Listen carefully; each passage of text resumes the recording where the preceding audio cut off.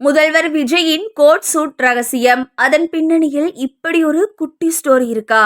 தமிழ்நாட்டின் முதலமைச்சராக பொறுப்பேற்றுள்ள ஜோசப் விஜய் கோட் சூட் அணிந்து சட்டமன்றத்துக்கு வந்த முதல் அரசியல்வாதி என்கிற பெருமையை பெற்றிருக்கிறார். முதல்வராக பதவியேற்ற விஜயின் கருப்பு நிற கோட் சூட் அனைவரையும் வெகுவாக கவர்ந்துள்ளது. இதுவரை அரசியல்வாதிகள் என்றால் வேஷ்டி மற்றும் வெள்ளை நிற சட்டை அணிவது வழக்கமாக இருந்து வந்தது. ஆனால் அவற்றையெல்லாம் தகர்த்து முதன்முறையாக கோட் சூட் போட்டு சட்டசபைக்குள் சென்ற முதல்வர் என்கிற பெருமையை பெற்றார் விஜய்.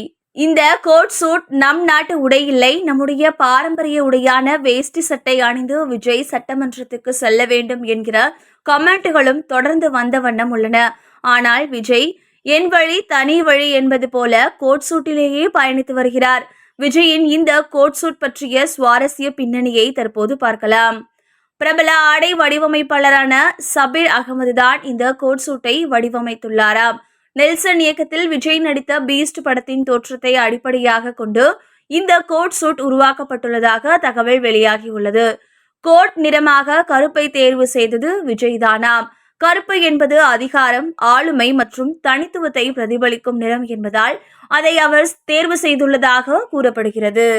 விஜயின் உடல் அமைப்புக்கு ஏற்றவாறு ஃபிட்டாக பொருந்தும் வகையில் கோட் சூட்டை சீர் செய்ய மட்டும் 2 நாட்கள் எடுத்துக்கொண்டாராம் ஆடை வடிவமைப்பாளர். தமிழ்நாட்டு முதல்வர்கள் பின்பற்றிய வேஷ்டி சட்டை பாரம்பரியத்தை உடைத்து விஜய் கோட் சூட்டில் முதல்வராக பதவியேற்றது கவனம் ஈர்த்துள்ளது. விஜய் முதல்வராக பதவியேற்ற பின்னர் ஒரு சூப்பரான விஷயத்தை செய்தார்.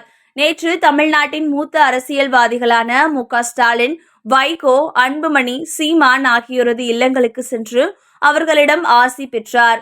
விஜயின் தமிழக வெற்றிக் கழகம் ஆட்சி பொறுப்பில் அமர்ந்தவுடன் பல்வேறு அதிரடி நடவடிக்கைகளை மேற்கொண்டு வருகிறது. அதில் முக்கியமானதாக இன்று 717 டாஸ்மாக் கடைகளை மூட உத்தரவிட்டிருந்தார். பள்ளி, கல்லூரி, கோவில்கள் அருகே உள்ள இந்த 717 கடைகளை அகற்ற விஜய் உத்தரவிட்டுள்ளதற்கு கமல்ஹாசன், பிரேமலதா உட்பட பல்வேறு அரசியல் கட்சியினர் பாராட்டுக்களை தெரிவித்துள்ளனர்.